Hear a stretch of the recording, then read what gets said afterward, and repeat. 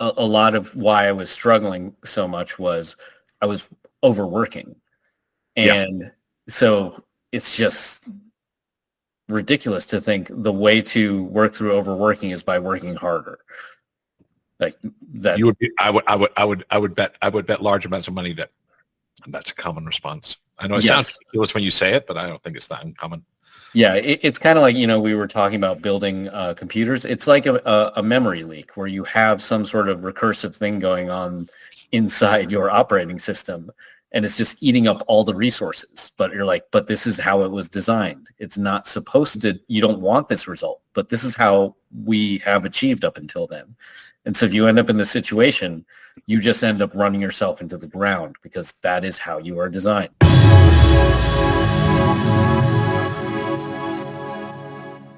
Welcome to Think Bigger, Think Better, where we explore how you can apply insights from visionary leaders and the most provocative philosophers and scientists of our time to make your life and our world a better place. Here's your host, author and speaker, Paul Gibbons. And hey, this is Paul Gibbons. Great to be back, and thank you for tuning in.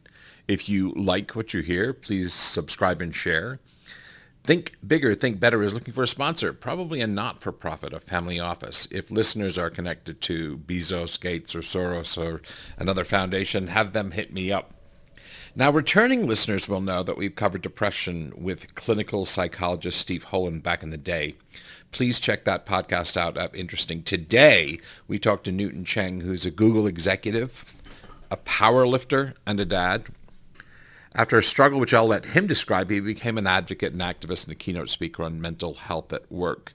He is Director of Health and Performance at Google.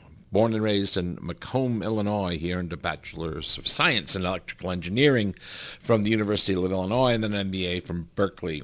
He spent 15 years at Google developing, launching, and scaling programs aimed at helping Googlers to thrive. Today, he oversees a global portfolio of Google's physical and digital health and well-being amenities. He's the father of 2 young girls and has set world, U.S., and state records for powerlifting and is a 4-time national champion in the United States.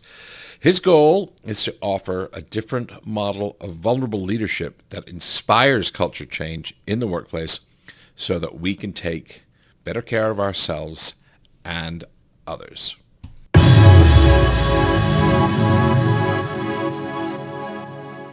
And welcome, Newton, to Think Bigger, Think Better. How you doing? I'm good. Very happy to be here, Paul. Thanks for having me. I'm happy to see you. And I gathered that you're going to give Taylor Swift a run for her money with something that happened on social recently. Well, so I'm discovering there's echelons of, I think there's echelons of influencer status on Instagram. So Right. What's happening right now is I posted a reel about 2 weeks ago where all it was I just filmed myself kind of walking through the dark halls of an office. And I was arriving at the office at, I think it was about 4:50 a.m. I said 4:30 a.m. and that was not accurate. And now people are calling me on it because it's Instagram.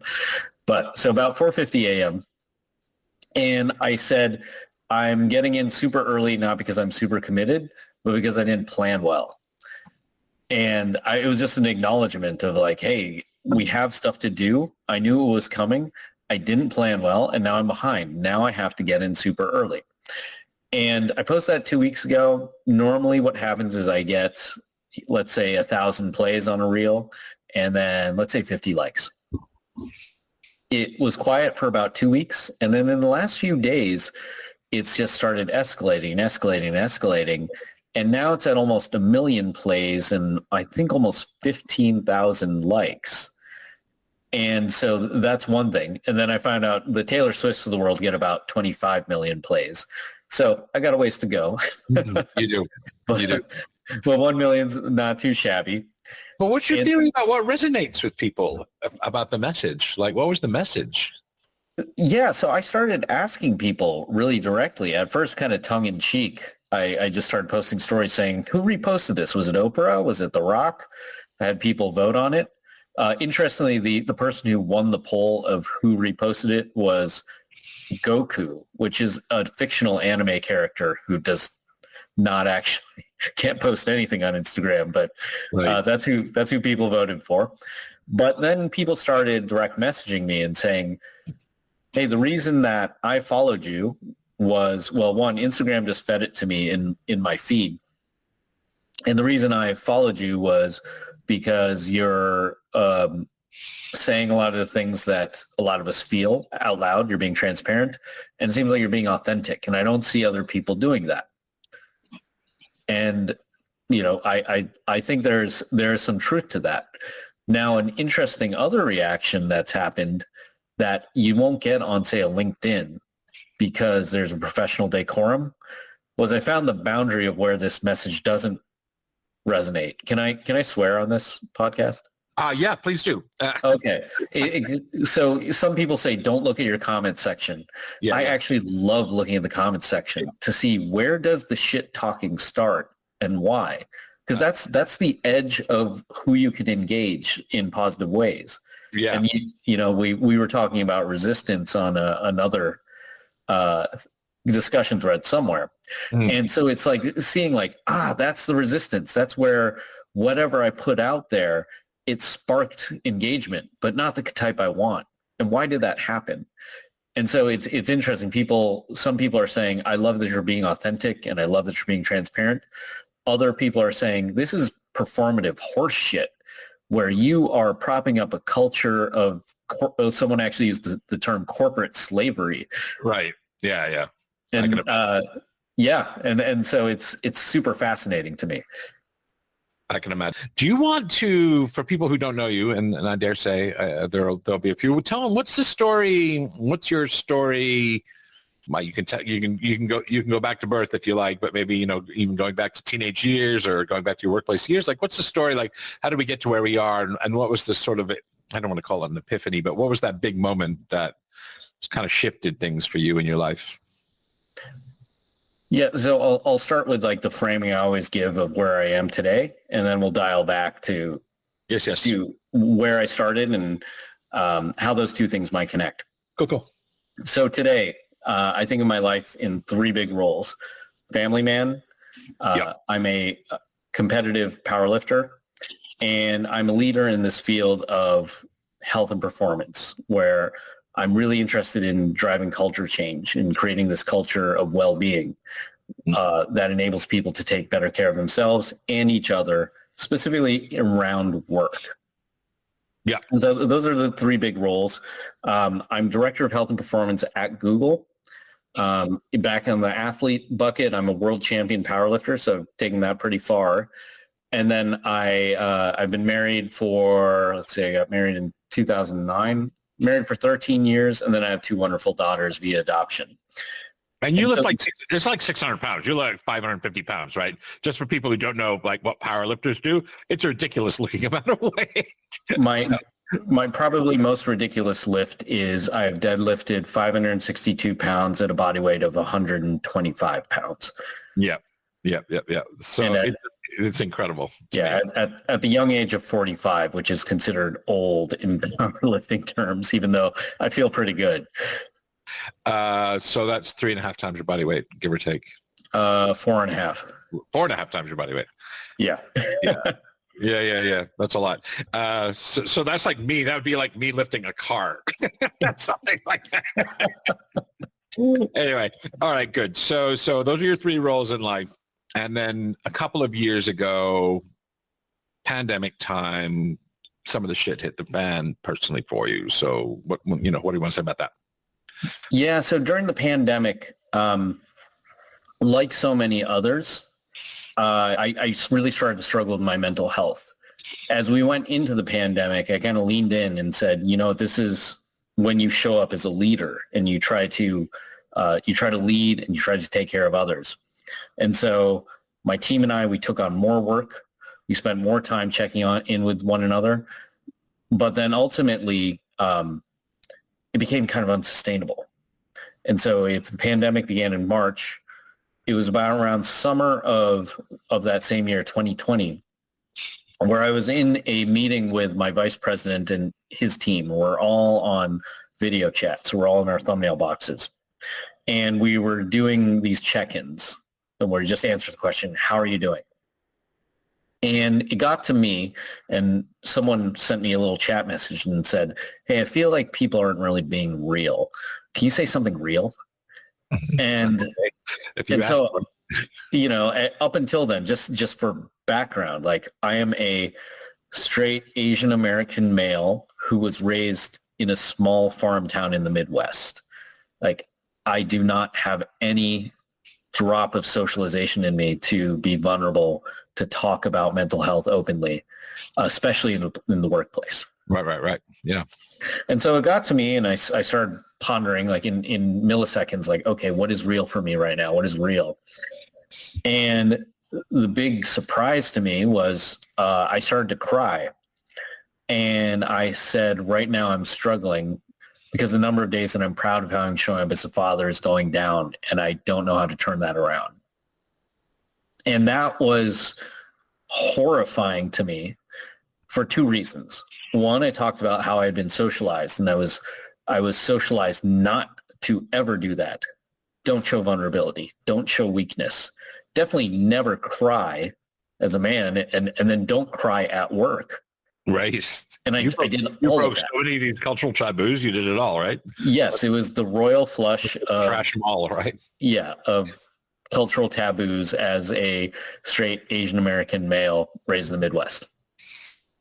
And then the second thing was once I said those words out loud, I had never articulated why I was feeling struggle so clearly. But once I put those words on the table, it was like the first time I had heard them myself. But I knew they were 100% true. And I knew I didn't know how to get out of that situation. Yeah. So that was my first big, like, this is a red flag. Like, you are not in a good place and you don't know how to get out of it. But you didn't quit right then and there, right? You kept at it for a little bit, right? No, I went back into my normal way of being, which was to shove that down and say, okay, we're going to use mental toughness and grit. We're going to power through this. It's going to get better. Yeah, keep moving forward. We're going to double down. Yeah. I need to work harder. Yes. I just need to work harder. It'll all be good. Yes. It's right. I'm joking. I'm laughing. But that when people are hyperachievers, we'll talk about this when we get into the recovery phase. That's their superpowers. And it's our comfort zone to do those things that we excel at, So, if you're a very charismatic leader, and this is the trouble I had when I was leading a small company of 50 people, and charisma and persuasion and inspiration, those are kind of superpowers. But when times get really tough, it's not what people want to hear, or at least they don't want to hear it first. They want you to be where they are, to get what they are, which is anxious. We're freaked out. I think this was 2008. The recession's going to hit. We're not going to have jobs and everything like that. And I was there doing my cheerleader, like rah, rah, rah thing and talking very rationally about economic circumstances and how, we're at the bottom and everything like that.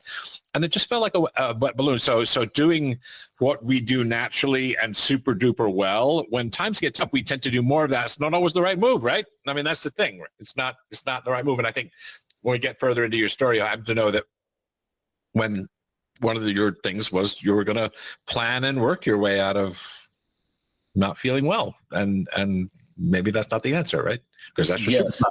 That's your superpower. I mean, the way I think about it is a lot of why I was struggling so much was I was overworking. And so it's just ridiculous to think the way to work through overworking is by working harder. Like that, you would be, I would bet large amounts of money that that's a common response. I know it sounds ridiculous when you say it, but I don't think it's that uncommon. Yeah, it's kind of like, we were talking about building computers. It's like a memory leak where you have some sort of recursive thing going on inside your operating system, and it's just eating up all the resources. But you're like, but this is how it was designed. It's not supposed to, you don't want this result, but this is how we have achieved up until then. And so if you end up in this situation, you just end up running yourself into the ground because that is how you are designed. And it's important to note, like, we get a lot of goodies from, one of the things, I did some therapy way back in the day, 25 years ago or something, and we were talking about some I can't remember what flaw in my character. He said, you're going to get a lot of goodies from that flaw in your character, whatever that flaw was. I can't remember what it was. It was overworking, something like that.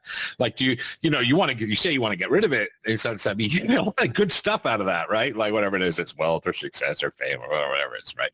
Yeah. So yeah, we get a lot of goodies from our neuroses, which is one of the things that keeps them in place, I believe. Totally. Yeah. Well, let me continue with the story. Yeah. Go. Sorry, we segued. Yeah, go on. So exactly what you were saying. I thought, you know what? I will use mental toughness and grit. I will work harder to get through this period where I am overworked. And what I found was, that meeting I talked about, that was in the summer. By November, that's when I first started to feel like I was just struggling to get out of bed. Yeah. By February, that was the first time there was a morning where I physically could not get out of bed because I was just overwhelmed with this sense of dread. And that was another huge aha for me, because 10 years before that, there's a former VP from Google, Daryl Heinrich, who's been very open about his struggles with mental health and depression. He talked about having this experience of not being able to get out of bed when he was overwhelmed with depression. And I had heard that story 10 years ago, and it didn't really click because I had never experienced that up until here I was 10 years later struggling to get out of bed. And that my brain recalled that story and said, you are probably struggling with what Derek was struggling with. I think you need professional help. Wow. There you go. Yeah. So he planted the seed 10 years ago. That's cool. 10 years. And, it's funny that about talking about planting seeds and talk about the work you're doing like on social and the work you're doing kind of raise awareness in the world or something like that. You don't know which of these seeds is going to grow into an oak and which of them. So, he's doing a lot of talking, and something he said just resonated with you somewhere down in the bowels of your limbic system or something like that. It stuck there. And then when the time has come, you sort of said, oh, wow, I can do this. This is an out for me. It's very cool. Well, it's interesting because we know via things like marketing, for example, that a customer needs, I forget what the number is, but they need some number of touch points with information about your product. It's something like 7 or 11 before they will take action. Yeah. But if we're talking about something that's much deeper behavior change, like mental health, it's actually not that big a stretch to say it might take 10 years of a drip campaign for you to get behavior change with this person. Yeah. There you are. So what happened? So how did Google react, first of all? Because I think we want to talk a little bit about the corporate side of things, like how this landed with Google. Yeah. So I think when we say this, there's probably a few things where you'd expect, like, how might Google react? One might be when I started to tell people around me that I was struggling with mental health and I needed to take action. And that was specifically going on mental health leave. 2 was, how did they react when I went on mental health leave and then came back? And then 3, how have they reacted as I've been very public talking about my struggles with mental health, as well as trying to drive conversation about, hey, should we be having a different conversation about how we live and work? Because this does not seem to be working for many, many people. And so if I start with the first one of how did Google react when I had to start telling people I was struggling with my mental health? The way that worked was, first, I went and used the employee assistance provider provided by Google, and they set me up with a therapist, and that is a private confidential service. So technically, while I was at Google, no one knew except for a few close friends I talked to about this. Yep. Eventually, the therapist I was working with said that I should consider going on mental health leave. And this is where it started to get very real, because in order to do that, I'd have to tell my boss, I'd have to tell my team and my peers. And so, me having a lot of fear around this of what might this do to my career, I started asking these questions, trying to figure out, how do I frame this like in a business case type way? Sure.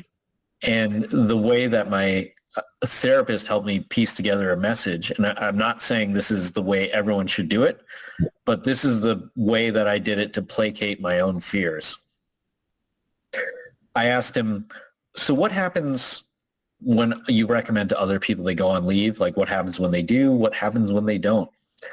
And he said, well, when I recommend someone goes on leave, let's say, I forget what the percentage was, but he said something like only 20% actually do it when he initially tells them to go on leave. What he finds is those people end up on leave maybe 6 to 8 weeks. They come back. A lot of the time, they're in a better place. They experience some sort of post-traumatic growth, and they show up differently at work, and they move forward with their lives. Very good. That's a great thing. What he finds for a lot of the other people is sometimes they work through it, but a lot of the time they end up in an even worse place. And now instead of 6 to 8 weeks out, they're out for 6 to 12 months. Ooh. Okay. And then the thing where he didn't really articulate the why was, and you end up in a deeply wounded place. Yeah. And what I took from that was, for me, the wounds, it's all about relationships. And so I started thinking about, I'm going to hurt my marriage. I'm going to hurt my relationship with my kids. Like, I can't do that. That is off the table. So I cannot go down a route where that's a possibility. So for me, that was what made me determined to say, I will take the leave sooner rather than later. And it also gave me a framing for now in a business framing to say, well, are the two choices here are go sooner and I will be out 6 to 8 weeks, or wait and I may be out 6 to 12 months, or worse if I've really screwed up my life. Yeah, or worse, right? I mean, this doesn't always have a happy ending, right? Not at all. Not things. Very Totally. good. And Google stepped up, so 100%, right? They did. Give them an A+, right? I think is that right? Google is a huge, huge company. And so I can only evaluate on like the policies and programs that were available to me and the people who I work with and how they responded. Those people stepped up in a huge, huge way. The programs, the services, they were huge for me. So I was able to go on short-term disability to take care of my mental health. There was nothing but support from my boss, from my peers, from my team. I think everyone was extremely understanding. To be fair, I took a lot on myself to say, I'm going to do everything I can to minimize the impact of my leave and to do the planning, to make sure things are delegated, to even use this as a time for stretch opportunities for other people to take on some of my responsibilities. Yep. And so, it wasn't like I just pieced out and disappeared one day. But I felt no resistance from anyone. I felt everyone really pushed to make sure they weren't stoking any sense of shame in me and making sure I felt like, hey, if you're going to do this, you have my back, you have my support. And I'm so grateful. I mean, it's not for you to grade your proposal. That does sound like an A+ to me. But one of the things that we know from the fact and the data is only half the people who suffer seek help. I don't know what the numbers are at Google, maybe higher, maybe lower. I mean, Google's a very high-performing company, and there are pressures that people who work at less high-performing companies probably don't begin to understand. So I don't know what the percentage will be at Google, but let's say half the people get help. So, and here's a theory that I have is by the time they get help, the shit has got really very bad. And so we already have people who are impaired and not only doing damage perhaps in their own lives, but also damage in the workplace. I mean, I had at one time in my life, and I don't want to say too much about this, but worked for somebody who had rather severe mental health issues. And there were 50 people working for him. And the effect of that leader's mental health issues on the people that worked for him were substantial. And I had a dozen people come to me and say, I'm not making it right now. So there you are. I mean, too few people get help. By the time they do get help, it's perhaps too late. And by the time they do get help, they've perhaps done a bunch of damage. So Absolutely. yeah. You depending on the data sets you look at, you can see the rise of things, and this is not specific to Google. This is, in the business world, you can find evidence of things like increase in things like workplace hostility, substance abuse, effects on families and marriages. All of these things, maybe they're unrelated to mental health, but if you start to think of people's lives as systems, you can see that for many people, these are kind of the unintended consequences of maladaptive coping mechanisms. Yeah. For stress or mental health challenges that maybe aren't being dealt with either further upstream or in ways that are effective. We certainly agree on one thing, though, that it's much more than just having a good EAP program in place. And I think I read the numbers. I'll share some. 92% of big companies have some sort of EAP in place. So that's kind of the ante these days. What I know, Google's on the front foot, and they're much more proactive, and they're thinking about resilience, and they're thinking about leadership, and they're thinking about culture and stuff like that. So what can you say about? I should say Newton's not on this podcast as an official spokesman of Google policies, so these are his personal reflections rather than a categorical statement of what precisely Google does. But what do you see that Google is trying to do that's preventative or before things get difficult for individuals? I think one of Google's superpowers, and it's also a big challenge, is that it is massively decentralized and with a huge culture of empowerment. Yeah. And so if we, the way I discovered you and your work was via one of your books on change management. So if let's say we put this a change management lens on this, where yes, we need programs like the EAP, and we need things like short-term disability so people, if they end up in a bad place, can take care of themselves. But what are the things we got to work on upstream so that whatever system we've designed as an organization, we don't have all these mental health challenges as kind of an unintended side output of the way we run our business. So a lot of that is cultural. And so there's this big conversation around how does cultural transformation happen? And you could say that I could look at the CEO of a company like a Google or an Apple or a Meta and say, okay, all-powerful CEO, I want you to wave your wand, change our ways of working, just deem new ones, and that will enable us to have much more space in our lives to take care of ourselves. I don't think that's going to work. For a few reasons. One, the fundamental, I'll call it operating system of these companies is we need to bring together some of the world's highest achievers who have learned to drive themselves in both good and bad ways. That's not Google's fault. That's not Apple's fault. It's that's just how we are in this society. And we put them into an organization with huge, huge ambitions. And then we give them pretty much free reign, not free reign, but a lot of freedom because they are so talented to figure out how are we going to achieve these big goals. And if I frame it that way and say, do you think it's possible we might drive each other to the edge of what's sustainable as humans?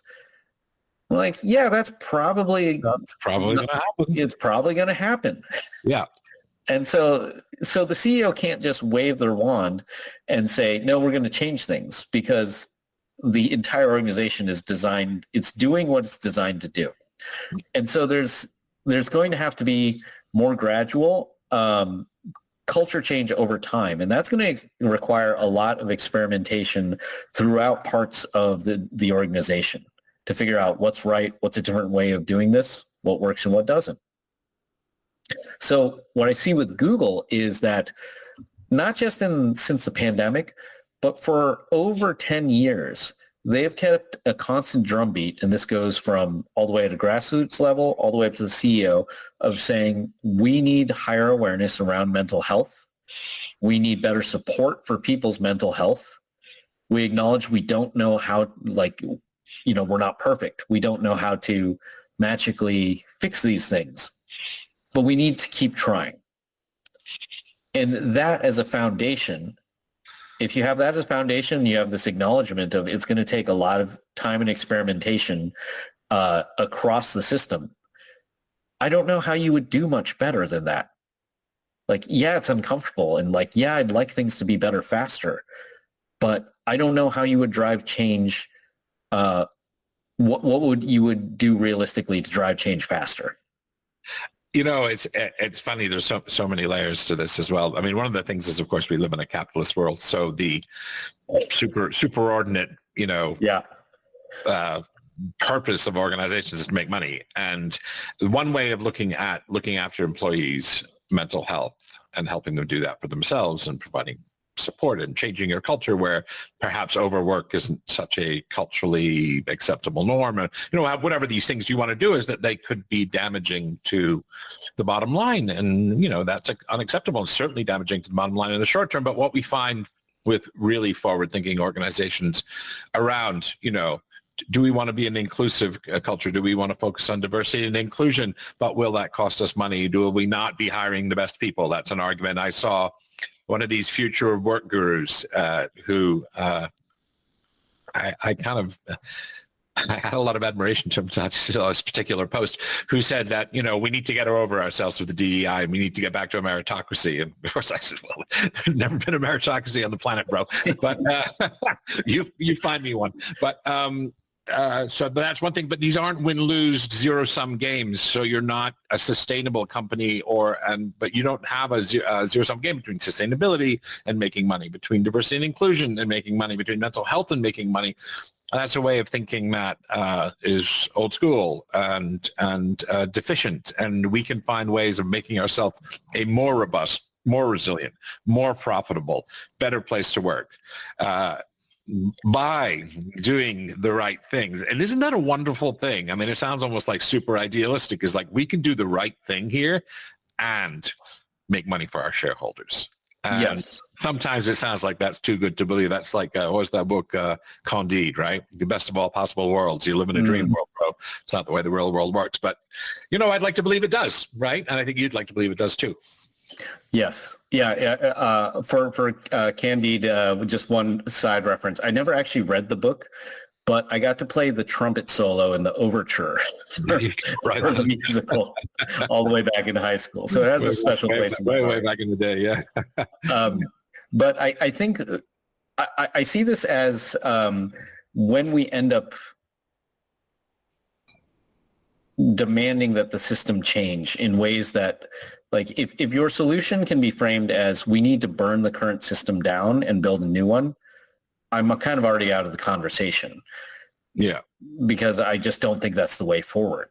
Like, you burn the system down. It's not like the system's producing zero value. It's producing a lot of value and helping a lot of people right now. Right. So yeah. I don't think that's the right solution in almost every scenario I can think of. I don't think it is true, and I just don't think it'll ever happen. I mean, I don't think we'll ever have, if you did decide that the right way to proceed to get out of capitalism was to burn down capitalism, and there'd be 300 million people in the United States would starve, Yes. You can't deal with that kind of. I think we're all waiting for the moment in Star Wars where someone launches a missile and blows up the Death Star, and we all cheer, and now the universe is better. Don't see it. Yeah, I see like so much of how we get stuck in this conversation as it's more a challenge of our own abilities to acknowledge the complexity of the system, to say, yes, the lifeblood of these organizations in capitalist society, it's money, but that's not disconnected from conversations around mental health and DEI. It's really hard to measure those things and to understand them, but we can't deny that these things are connected because they're human systems, and those things are all describing parts of humanity. And so that's where I have a great respect for these companies like Google, like the Apples of the world. Like, yeah, they don't have it all together, but despite the financial challenges the world is going through, they continue to make space for these conversations as an acknowledgement of these things are connected. Indeed. I'm a radical and a reformer, but I also have been, considered to be a bit of a maverick, but I've been in the business world since 1980.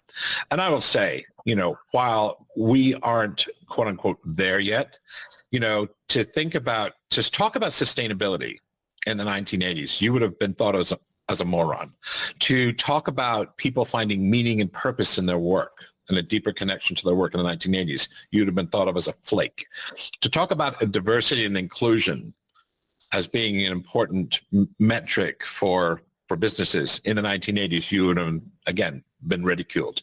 And so all of these things that we take for granted as being normal conversations now, and as I say, we're not there yet, but capitalism is unrecognizably different in the sorts of things we're allowed to talk about inside capitalist societies and inside capitalist corporations. And ain't nobody more capitalist than Google, right? I mean, you all making some cheddar back there.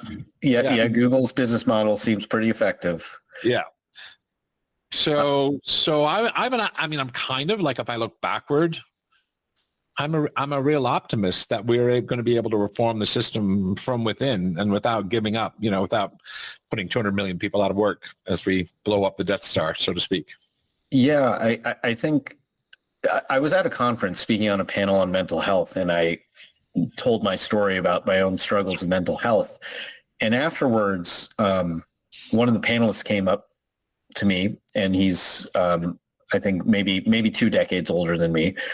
And he said, I really respect what you did.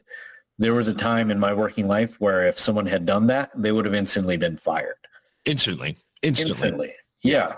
And so just thinking about, we've gone from that to where I'm being invited on a panel to do that and to be applauded. My company paid for me to go be on that panel. Yeah. The audience applauded that while I was on the panel. Like, that's a huge amount of change. It is a matter of change. I had my own struggles in the 1980s. I mean, I was a heavy drinker on Wall Street. Not that I was the only one, but I was more impaired than most. And when they found out, it was just like, you're done. See you later. Doesn't matter how. And that was the attitude. There was no second thought, like maybe we should offer this guy some help or try and save his career or anything like that. And I'm not bitter about that. That's the way world. In fact, that sort of stuff happening to me is what got me to recover 30 odd years ago, is that sort of thing. So, but there we are. Here we are. Where we're deep into it here. I think we set ourselves a goal for an hour. I don't want to be strict about that. What I do want to ask you is, well, there are a couple of wave the wand questions. Like, where's the leading edge, do you think, for organizations and for the world in the field of mental health? I mean, it's an expansive question, so have at it. So it's hard for me to say this is what's right for organizations, but I'll say this is what I'm experimenting with right now. And so what I am trying to do is say, like, where is that edge? I'm going to dance up to that edge. I might take a step over that edge and see what happens, because there's no data over the edge. It's kind of like we're trying to figure out what's inside this black hole, where it's like we don't know what's beyond the event horizon. We don't. But I've decided, you know what? I'm just going to put one leg beyond the event horizon. I'm going to take one step, and I'll see if my leg comes back. What does that look like? So for me, first it was just to put my story out there. Okay. And so I did coming back from mental health leave. I said, I know the data around how many are struggling. I've talked to a lot of people. I don't think this is the culture that any of us wants, but we're all silencing each other due to this stigma that we've created for one another. And so I said, if I have the opportunity to tell my story, I'm going to do it. And just kind of like that, the universe popped up an opportunity. And a friend of mine runs a podcast on men's mental health. And he had me on, and I told my story as openly and honestly as possible. And then this is where I took a step into the black hole to see, okay, what's going to happen. Right. It doesn't have to have a happy ending, right? Yeah. So he doesn't have a huge following, but once the podcast was posted, first I posted it on Instagram and Facebook, and I got lots of applause and positive support. Yeah. But then I thought, well, aren't you trying to drive change in the workplace? So shouldn't you post this on LinkedIn in front of your professional network? And Oh, that's the black hole right up in there. that was the black hole. I thought my initial reaction was hell no. And then the value-driven side of my brain said, but you know what the right thing to do is if you're being true to your values. And so I spent like an evening drafting a post. I made my wife read it. Like the first one, right? The first post is like, yeah, I'm going to spend a long time on this bad boy. Yeah. Yeah. And then I posted it, and then I instantly sent an email to a bunch of people and said, hey, you might see this on LinkedIn. This might look a little weird. I wanted you to be aware of this. Yeah. And if you believe in what I'm doing, can you reshare it, amplify it? That's actually really well managed, to be fair. I mean, Yeah. Yeah, it was. And what happened? It got 20 times the engagement of anything I had posted on LinkedIn up until that point. There you go. And so that was one big aha. But then the other aha was the direct messages. Not that kind of engagement, like what the F are you talking about this on LinkedIn for? Not that kind of engagement. I don't think. Oh, it was positive engagement. Welcoming, yeah. Yes, it was likes, it was positive comments. Thank you for sharing. I'm struggling too. And then the really interesting thing was to see who would reach out to me via direct messages or even in the hallway and say, hey, I saw that. I'm so happy you posted that because I'm struggling too. But a lot of those people were afraid to comment or even hit like on that post. Right. If I comment on this and say, I have these same things too, am I putting my career at risk? These are real things. Yes. Yes. Yeah. And so that was my first aha was, okay, one, there is a hunger for this conversation. And then two, this is a bit of a beacon to a lot of people because the stigma is so strong. We think we're the only ones who are uniquely suffering. Yeah. And so just as a parenthesis, something like 25% of people will have a depressive episode in their life. And I think, I can't remember, is it 15% at any one time are afflicted? That's just depression. I'm not sure on depression. I know McKinsey ran a survey that said something like 59% of us, and this was looking, I think, at both anxiety and depression, have had at least one mental health challenge or have at least one mental health challenge. Yeah. And it's not people who aren't incarcerated or in institutions. I mean, these are working people that are probably the data points in there. So those 59% of the people who are quote unquote making it. There's a whole bunch of people who ain't making it, who don't make it onto such surveys. So if you think about the numbers, considerably worse than that probably. And with the stigma around self-reporting, whatever the numbers say, I would be extremely suspicious. And I would suspect my hypothesis would be the numbers might be actually double the numbers that we find in the data from the CDC and the WHO and all those places. I guess.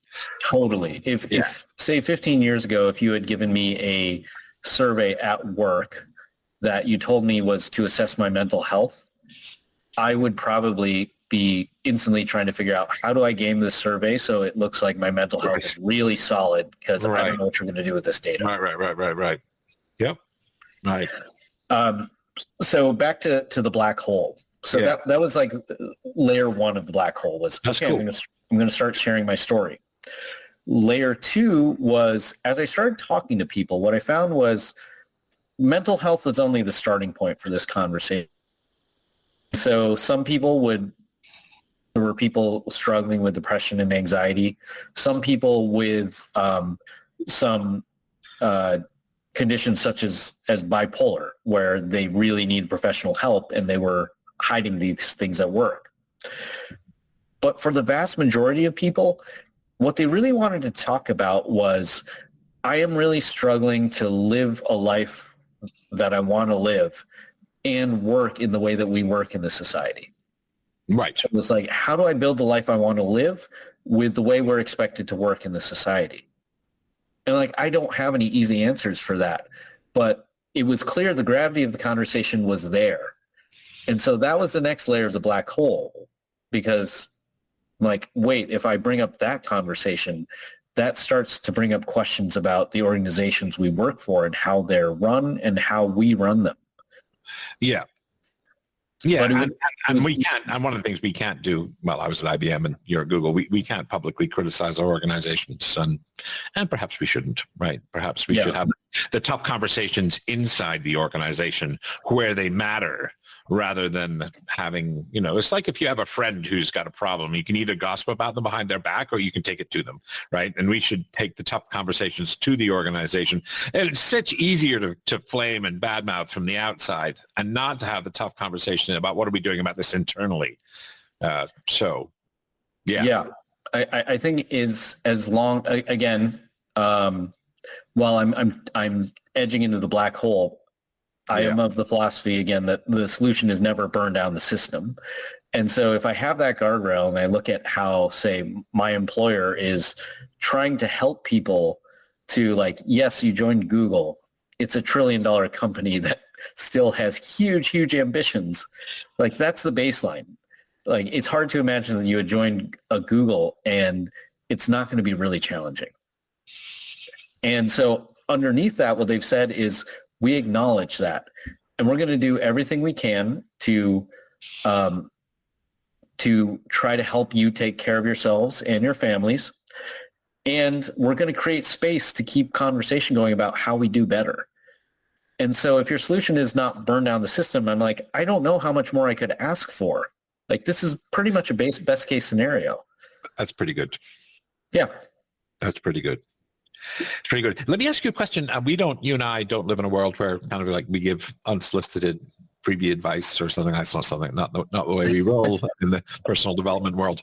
But say, there are someone, and there are many people who will listen to this will be perhaps wondering, first of all, whether they have mental issues. That would be one question. And then secondly, because it's hard enough to acknowledge those things to yourself. Yes. And then, but what would you say to someone who's where you might have been in January of 2020 or March of 2020, who's, hey, should I discuss this? Should I bring this up with my employer? Should I take some time? Should I seek a therapist? Like, what would your counsel be to this anonymous individual? Two things. One thing that was critical was I talked to a lot of friends who had their own mental health struggles and had, before me, decided to be open about it.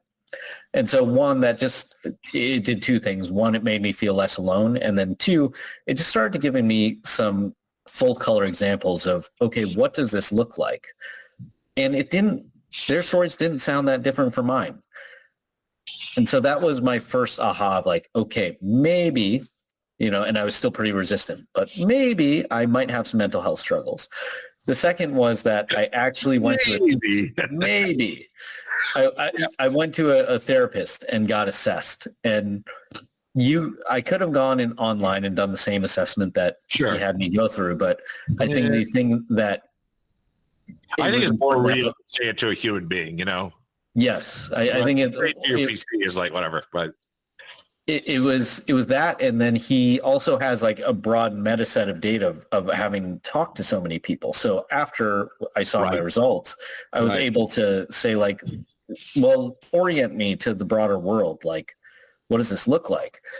And so, I just want to summarize. So first of all, you wanted to acknowledge it to yourself. So you have to be the self-honesty is almost a critical, without that, there's nothing sine qua non, got to say it to yourself. And the second thing was, I think you tackled it in a semi-private way through the EAP to talk to a therapist who's counseled, let's say many hundreds or maybe even many thousands of people who are in this kind of thing. And through that then, and I guess this third step really isn't a you may, in seeing a therapist, not need to take this third step, which is, to say I need some time off at work.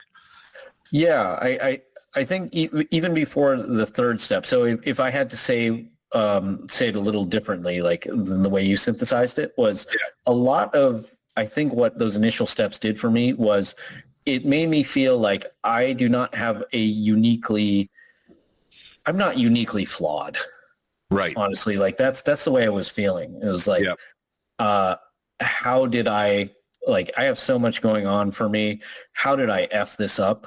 Like Yeah. I'm the biggest F up in the world and I'm hiding it from everyone. Right. Yeah. Once I talked to my friends about it, I could at least say, okay, maybe 5 of us are the biggest F-ups in the world. But that was enough for me to say, okay, I'm going to stop denying it and say like, okay, humans end up here. Let's keep investigating. So then I started to accelerate. The other aha for me was when I went through that assessment, the therapist said to me, you are showing major symptoms of depression and anxiety. And that was, I like, my mind was blown. I said, like, what are you talking about? Right. And he said, like, well, you answered yes to these questions. And it wasn't like I was on the border. It was like, yeah, I've been having these thoughts for a long time. And so he said, I said, isn't this just what it's like to work hard? And he said, well, it can be that, but this is also depression and anxiety. And then my final aha, which really changed the conversation for me, was, again, something came out of my mouth that I couldn't unhear. I said, but I felt this way off and on since high school. Right. And that's where I had the aha of, I didn't even have the basic awareness of what this felt like or looked like, because I, was trained to suppress negative feelings and just power through it. Of course. Achieve through it, I should say. Achieve through it. And I had gotten applauded and rewarded for that. Yeah, I mean, you went to Berkeley. I mean, you've had a very illustrious, pedigreed career trajectory, if I may say. This is success in the good life. Yeah. And so, but once I said that, it's almost like you've had an injury, like you've had lower back pain for 20 years. And then finally a doctor says, your back's not supposed to hurt like that, right? If you do things differently. That was my aha of like, wait a minute, I'm not supposed to be off and on, like overwhelmed with anxious thoughts, like feeling like I'm in a dark pit. But everybody doesn't feel this way? Yeah. I thought this was normal. I mean, because it's the only thing you've ever known, right? And since we don't talk about these things, we don't have a benchmark with other people. In fact, I think you probably know, one of the things I say in my writing is we compare how we feel inside with the pictures of other people on the covers of magazines or in television or living the dream and every day, another day in paradise and all these these things. So it's actually worse because we think we're subnormal this way that we feel, but we can't talk about it. And anyway. Yes, absolutely. I think there's, well, back to the statistics now, putting my foot in the black hole and starting this conversation and meeting more people who are struggling, what I'm finding is it turns out that many of us are struggling this way. And so my mindset is starting to flip to say, okay, like I'm definitely not alone. I'm actually thinking that there's not a majority of us who might be struggling with our mental health, but it's a really large segment of the population. Sure. Maybe not a majority, but a very large minority for sure. For sure. Yes. Yeah. And so I see a few things that are kind of flipping the conversation are, one, this ongoing work around people trying to just destigmatize a topic. I think it's working. And then 2, the data showing whether it's 20%, 50%, that's a huge segment of the population is struggling with mental health. Like that number is starting to normalize it. It's like, I mean, if 1 out of 5 of us have back pain, like I guess back pain's pretty normal. Yeah, it's more common than cancer. And we throw a lot of money at trying to cure cancer. This is worse than cancer because this is systemic, much more systemic than cancer is. This is much more cultural. This is much more sneaky. Yes. So, well, very good. Very good. So I think we're in a good, so first of all, I think you and I agree on one thing. It's a lot better than it used to be. And I think, we've seen some ways that it's going to get better. But back on a personal note, so what are your laudable goals for this year with regard to mental health in the world, mental health at Google, frame it however you like? I haven't put hard metrics around this, but I think sourcing more leads on public speaking events. So I'd like to do more public speaking. Yeah. the workshop I've been teaching around how you talk about mental health in the workplace and how you systematize that into things like meeting check-ins and things like that. Is that public? Can people access this through one of whatever, LinkedIn or something like that? Or is it Google? Not yet. So that's one of the goals is I'm talking to some people about how might I change that into an e-course so it's easily accessible. All right. It's like the goal is how can I reach as many people so I can drive as much change as possible. And then let's see. Brilliant. Yeah. And then I think the final part where speaking in the course, and then you got a third plank to your strategy. The third plank to my strategy is I'm trying to evolve. Like the next foot into the black hole. Yeah. Is first it was just talk about mental health. Second was start to one was share my story. That was first foot into the black hole. Second was to start to consider openly some of these questions about how we live and work. I think the third one is I'm just trying to be extremely transparent now about to say, you know what? This was actually kind of gifted to me by someone who I think meant to criticize me. And as I've been speaking publicly about my mental health and, pretty visibly, someone in the organization, and this got back to me through various back channels, they lodged this question of, what is Newton doing? Does he have 1 foot in and 1 foot out? And they were referring to my role at Google. And my initial reaction, it was a little bit emotional. Like internally, I was like, I can imagine. Yeah. Like screw that person. Screw that guy. Yeah. But then I stopped myself and I'm like, okay, it's a fair observation. Like, why did I have that reaction? Sure. And when I interrogated that, what I came up with was the reason I had that reaction was because they're absolutely right. I do have 1 foot in and 1 foot out, but so does everyone else because we don't live our lives in the organizations where we work. Like we live with 1 foot there doing that work and we live with 1 foot out trying to live our lives. But I'm just not going to hide it anymore. Instead, I want to show all the ways that those two things collide. Like where am I really successful in getting those things to work together? Where those things break down and I made poor choices that either hurt my role at work or hurt my role as a family man. And if I just start being really open about that, like what happens?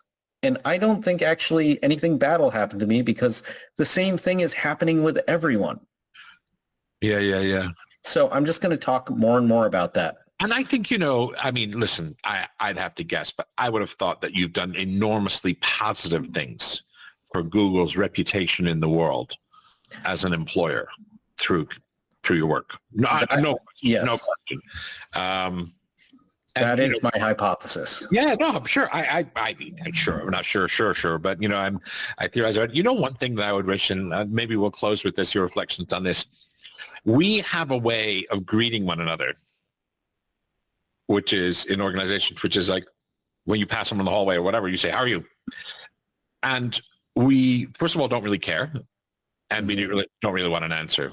And if I could wave a magic wand, one of the things I would stop having that be a greeting. If you want to say hi, say hi. When you say how are you, it's not as if you said you really want to know. And I would want us to say that like really and sincerely and connectedly more. And I'd want the answer to be more. But most of the time, and I'm going to throw a number up in the air. They say 50% of statistics are made up in the moment. But so I'm going to throw in like 89% of the time people say, how are you? They don't give a shit. It's a perfunctory greeting. And so I would wish that our language would change. So when we say, how are you, we really mean, how are you? I don't also mean in workplaces that the only acceptable answer is living the dream, baby, another day in paradise. Sort of back slappy bro, it's all good in the hood, bro, that kind of thing. And I don't think that helps us. So what are your thoughts on that as we wrap up? I love that. Maybe building on that, I think I'm on board with the hi. And then I'm on board with like, if I have specific questions like, how was your Christmas or something, or did you enjoy your vacation? Like, I'm okay with that. But if we say, how are you? I feel like I want a t-shirt that says, quote unquote, how are you? That's at least a 10-minute conversation. Would you like to have it? Right.